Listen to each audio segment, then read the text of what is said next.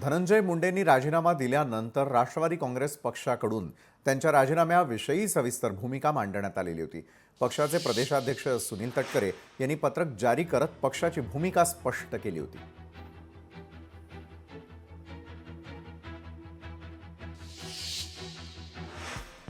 तर मुंडेंच्या राजीनाम्यानंतर राष्ट्रवादीने काय भूमिका मांडलेली होती त्यावर आपण एक नजर टाकूयात।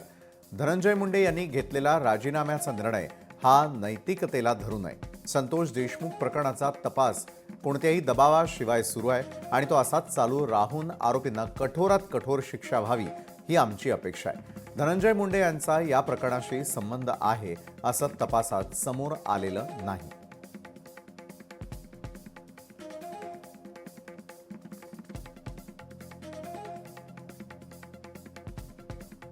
मात्र नैतिकतेच्या मुद्द्यावर एक जबाबदार राजकीय नेता म्हणून धनंजय मुंडे यांनी राजीनामा द्यायचा निर्णय घेतलाय। न्याय व्यवस्था आणि कायदा यावर आमचा पूर्ण विश्वास आहे आणि त्यांच्या कामात आम्ही कधीही हस्तक्षेप करणार नाही। न्यायाला विलंब होऊ नये यासाठी आम्ही कटिबद्ध आहोत।